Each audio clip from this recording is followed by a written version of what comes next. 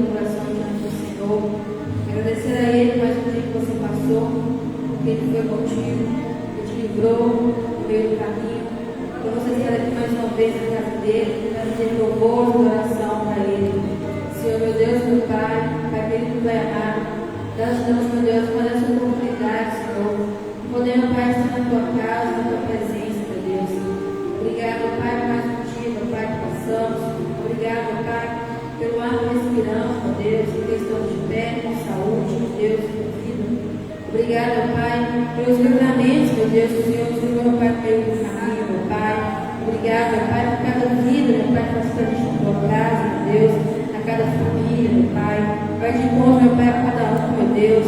Vai retirando, meu Pai, todo o cansaço físico, meu Deus, todo o cansaço mental, meu Pai. Vai clamar do Senhor, Pai. Sabe, meu Pai, conhece o coração de cada um, meu Deus, a dificuldade, meu Pai, a tristeza, meu Deus. Vai que meu Pai precisa se esvaziar, meu Pai, nessa noite.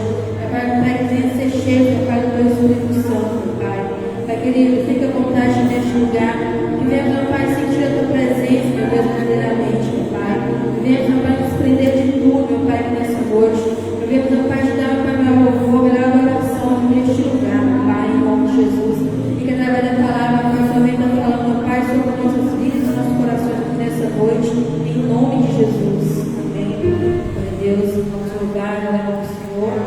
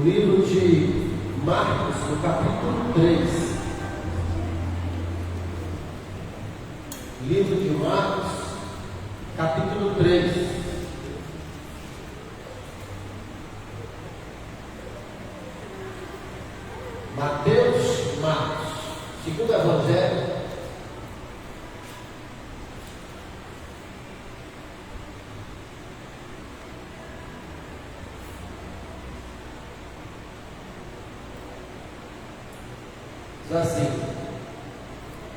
de novo, Jesus entrou na sinagoga e estava ali um homem que tinha uma das mãos mirrada. Em algumas traduções está mirrada, em algumas traduções está enriquecida, ressequida, mas a melhor forma de falar é atrofiada. Amém? Fica mais nos nossos dias. Então ali tinha um homem com uma das mãos atrofiada. Versículo 2. Estavam observando Jesus para ver se curaria aquele homem no sábado, a fim de o acusar. Jesus disse ao homem da mão atrofiada: vem para o meio.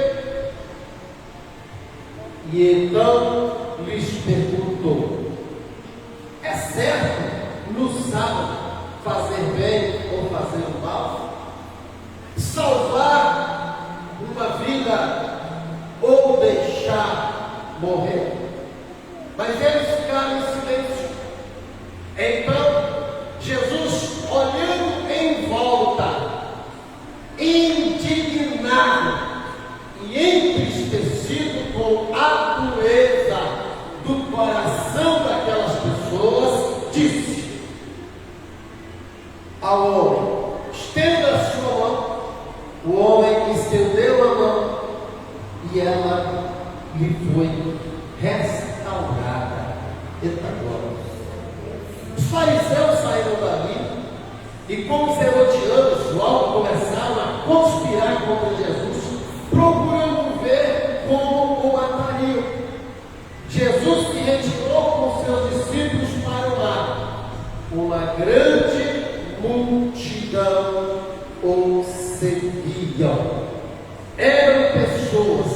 que tinham vindo da Galileia, da Judéia, de Jerusalém, da Idumeia, do outro lado do Jordão e dos arredores de Tiro e de Sidom, porque ouviam falar das coisas que ele fazia.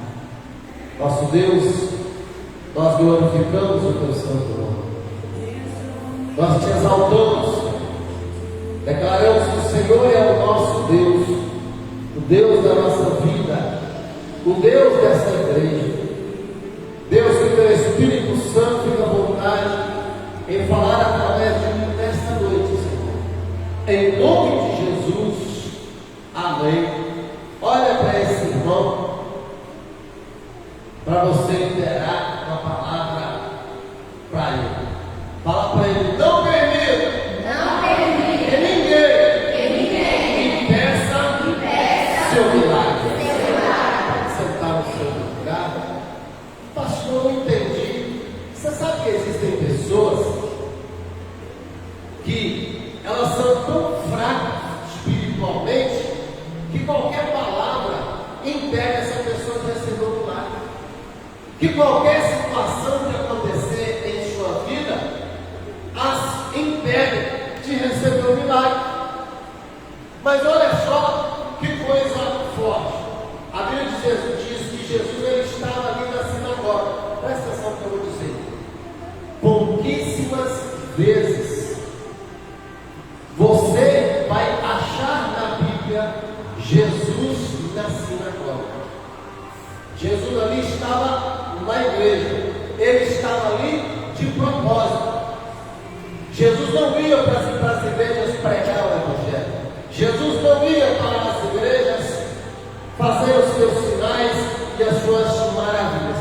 Mas foi necessário ele ir ali naquele dia na sinagoga para ensinar as pessoas acerca do sábado. E a Bíblia diz então que quando Jesus chega, ele percebe que dentro daquela sinagoga havia um homem com uma das mãos atrofiadas. Mas aquele homem, ele estava ali com a sua mão escondida. Ninguém via a mão daquele homem. Por quê? Porque naquela época um homem como ele, que tinha esse tipo de enfermidade, não podia transitar no mesmo lugar que as outras pessoas. Ele era considerado um pobre, miserável e pecador. Eles acreditavam que qualquer pessoa que tivesse qualquer tipo de enfermidade crônica, ou de nascença, ou por algum acidente, eles acreditavam que aquilo ali era uma maldição que Deus estava lançando sobre a vida daquela pessoa. E como eles eram santos demais, nenhuma pessoa amaldiçoada poderia ficar no meio deles. Então aquele homem, ele estava na sinagoga, mas ele estava com a sua mão escondida, para ninguém perceber que ele estava ali também. Mas a Bíblia diz que Jesus, que é o Deus onipotente, que é o Deus onisciente, Jesus ele sabia de todas as coisas. E a Bíblia diz então que naquele lugar também, olha que interessante no texto, havia muitas autoridades, havia pessoas da Judéia, havia pessoas de outra cidade, Jerusalém, e havia ali os fariseus, os falsos profetas, que estavam encurralando Jesus. Eu quero ver se hoje ele vai fazer milagre, porque aí é o motivo que nós temos de pegá-lo. O que isso quer dizer, pastor? Eles estavam ali para impedir Jesus de realizar o milagre. Eles estavam ali para fazer pressão em Jesus. Ou seja, Jesus já sabia o que eles queriam.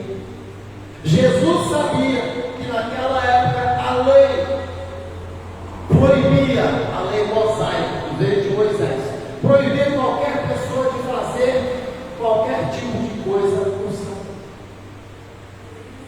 próprio Jesus, sabendo de todas essas coisas, ele não se intimidou. O que o senhor está dizendo, pastor? Existem muitas pessoas que qualquer coisa as intimida. Existem muitas pessoas, até dentro da igreja, que qualquer coisa a pessoa fica intimidada. E uma pessoa intimidada, ela fica inquieta. Uma pessoa intimidada, ela fica encurralada. Ela fica com medo. E às vezes era o momento que ela estava para receber o milagre e ela não consegue receber aquele milagre. Ela não consegue receber aquela bênção. Por quê? Porque ela está vendo pessoas que estão intimidando. Mas Jesus, sabedor de todas as coisas, ele não se intimidou.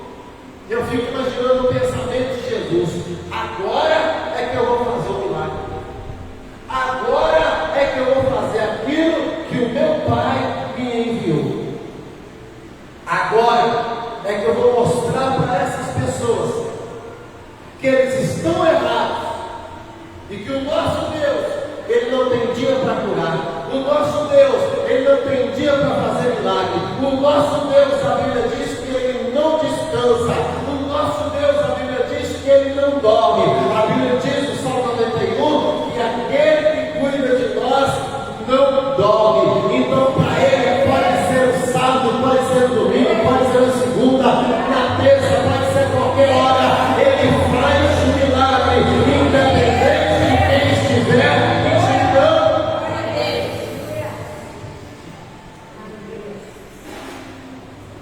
E o engraçado é que esse tipo de pessoa que age na vida das outras para intimidá-las, esse tipo de pessoa que age principalmente na vida do cristão e principalmente na vida daquele cristão que é novo convertido,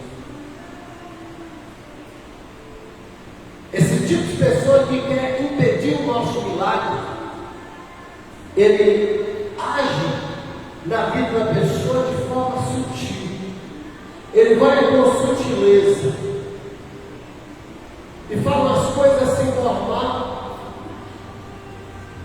mas no fundo, ele quer atrapalhar a comunhão da pessoa com Deus, quer atrapalhar o milagre da pessoa, quer atrapalhar o agir de Deus na vida da pessoa. Segunda coisa que nós temos que aprender: esse tipo de pessoa não é uma pessoa que está longe de nós. Esse tipo de pessoa não é um inimigo nosso. Pelo nosso inimigo nós esperamos qualquer tipo de maldade. Esse tipo de pessoa é uma pessoa que é próxima de nós, porque a entrada predileta do diabo na vida de uma pessoa é através de alguém muito próximo. Por que, pastor? Porque o diabo vai usar uma pessoa que não é próxima para querer atrapalhar. Por quê? Uma pessoa que não é próxima de nós não damos ouvido para ela. Mas uma pessoa que é próxima de nós, às vezes dentro da nossa casa nós damos ouvido para ela. E às vezes é assim que o diabo age na vida das pessoas para impedir que ela receba o seu milagre. Umas coisinhas tão sutis. Ô fulano, você está cansado, não vai no culto hoje não? Descansa um bocadinho. Quem já ouviu isso? Eu já. Quantas vezes cheguei na igreja cansado, principalmente quando eu pastoreava 2 igrejas, dava quinta-feira, eu estava arrebentado, aí a cabeça começava a doer, o Satanás falava: não vai hoje não, você precisa descansar. E se a gente for ouvindo, a gente não vai. E aquele dia, quem sabe, era o dia que Deus tinha planejado o nosso milagre. Porque Deus, querido, escuta o que eu vou te dizer, Ele tem dia e hora marcada para o nosso milagre. Só nós que não sabemos que dia é esse. Amém, igreja? Amém. Eu não sei que dia é esse, porque mas Deus, Ele tem dia e hora marcada para o nosso milagre. Por que muitas pessoas elas ficam vivendo uma vida sem receber o milagre? Porque talvez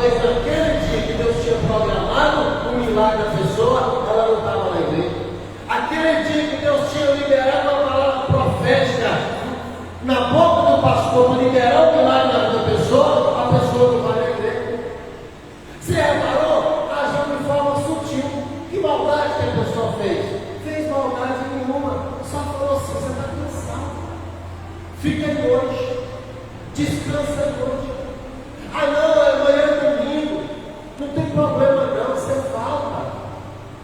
De manhã, não tem problema não. Você vai à noite. Quem aqui vem nos cultos da manhã? Irmão, para mim, o melhor culto é de manhã. O melhor culto de manhã. O culto da manhã, irmão, não tem jeito de explicar, é sobrenatural. E esse domingo passou então muito forte, uma unção tremenda, muito renovador. E às vezes a pessoa não vem, ela falta, e de repente o dia e a hora marcada para ela receber o milagre era aquela. Outro tipo de pessoa que age na nossa vida para impedir o nosso milagre, aquela pessoa que nos persegue, aquela pessoa que qualquer coisinha que acontece na nossa vida, ela está lá, uai, você não é crente? Isso acontece muito no novo convertido. A pessoa, ela quer transformar a vida dela, ela quer mudar. Aí às vezes quem está dentro de casa, a pessoa não pode nem ficar nervoso. Ó, o crentinho, a crente. Vai, irmão, não pode ficar nervoso não. Sabe que você é crente, não pode ficar nervoso? Não pode xingar, não pode falar palavrão, mas ficar nervoso, até eu fico nervoso. E às vezes eu fico nervoso toda hora. Apesar que eu estou bem mais caro, né, Iago? Bem mais caro. Eu já tive tempo, né, Vanessa? Eu já tive tempo de ficar nervoso o dia todo, semana toda, o mês todo, o tempo todo. Mas existem algumas pessoas que elas tentam impedir o nosso milagre. Por quê? Porque quanto menos Deus agir na nossa vida, mais o diabo festeja. Quanto menos Deus age, aqui, quanto menos Deus age na nossa vida, mais o Satanás ele fica feliz. Agora, quanto mais Deus age na nossa vida, mais o diabo é derrotado. Então não impeça.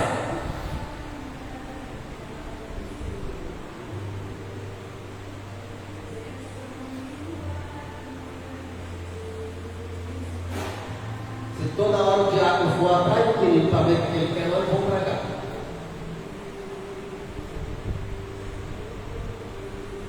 Presta atenção. Aquele homem, ele estava ali para receber o seu milagre. Ele sabia que Jesus ia até lá. Ele sabia também que naquele lugar existiam pessoas para querer impedi-lo de receber o milagre. Mas ele foi com a mão escondida, mas foi. Ele sabia que Jesus estava ali. Você, quando ouvir falar em Jesus na Bíblia, na sua grande maioria das vezes, sabe o que vai acontecer? Você vai ouvir assim também. E a multidão seguia Jesus por onde quer que ele ia. Aqui nesse versículo cita o nome de umas 6, 7 cidades. Por que eles iam atrás de Jesus? Querendo o seu milagre. Nós vamos aprender aqui 4 coisas que esse homem fez para gerar o seu milagre. Pastor, o que você está querendo dizer? Primeira coisa, ele se moveu de encontro a Jesus. Existem coisas, irmãos, que Deus ele quer fazer na nossa vida, mas Deus ele não vai lá dentro da sua casa para fazer. Tem coisas que Deus ele quer agir na nossa vida. Você quer ver um detalhe muito importante? Tem alguém enfermo na sua casa, é vento. O que você vai fazer?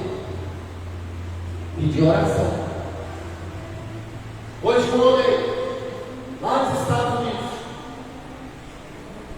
ele mandou uma mensagem pedindo para ir lá no hospital ungir e orar para o pai do genro dele. Daí eu saí de de casa, fui lá no Vila Isa, no Hospital Samaritano, me desloquei daqui e fui lá.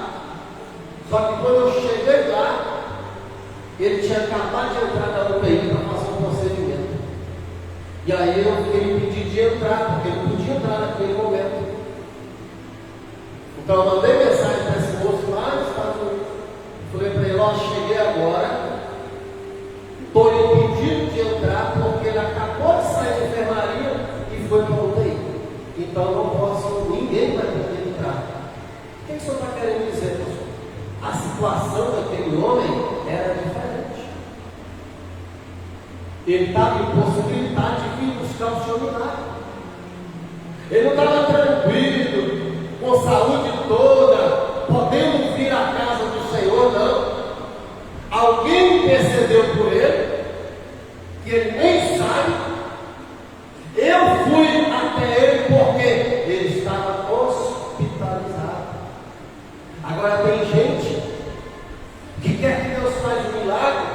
A pessoa pode vir à igreja, a pessoa pode se locomover, mas ela prefere ficar pedindo oração de todo mundo. Ah, vem na minha casa orar. A hora para fulano de tal. Pastor, tem algum problema nisso? Não tem problema nenhum, irmão. A gente está aqui para orar mesmo. Mas muitas situações Deus não faz na nossa vida porque vê o relaxamento da pessoa. Muitas vezes Deus não age na vida da pessoa. Por quê? Porque a pessoa, ela pode se locomover, ela pode ir onde Jesus está, mas ela não vai. Ah, pastor, mas Jesus ele está em todos os lugares, em todo o tempo. Sim, mas eu vou repetir: Deus quer ver a nossa atitude. Lembra do filho pródigo? Ele saiu de casa porque quis. Ele gastou todo o dinheiro, começou a passar fome. Deus foi lá no buraco tirar o filho pródigo? Foi não. Ele teve que voltar. O pai foi lá buscar? Não. Ele teve que voltar. Se ele quisesse retomar a sua vida de novo, ele teria que voltar. E às vezes, essas pessoas, elas vivem sem experimentar o novo de Deus, elas vivem sem ter uma experiência com Deus. Por quê? Porque elas querem que Deus vai lá dentro da casa dela, porque afinal, Deus é onipotente, Deus é onisciente, Deus é onipresente, Deus está comigo aqui agora e eu não preciso da igreja. Vai nessa que você vem. Não é porque ele é onipotente, onipresente, onisciente, que ele vai lá na sua casa para fazer o que você precisa, não. Não funciona dessa forma. Agora, este homem aqui, ele não mandou no zap pedindo oração. Ele não enviou uma carta via correio, Sedex 10, que é mais rápido de chegar. Não.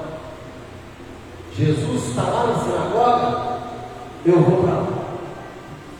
Jesus está na sinagoga, eu vou de encontro até ele. Então a primeira coisa, irmão, quando eu digo milagre, é todas as coisas da nossa vida.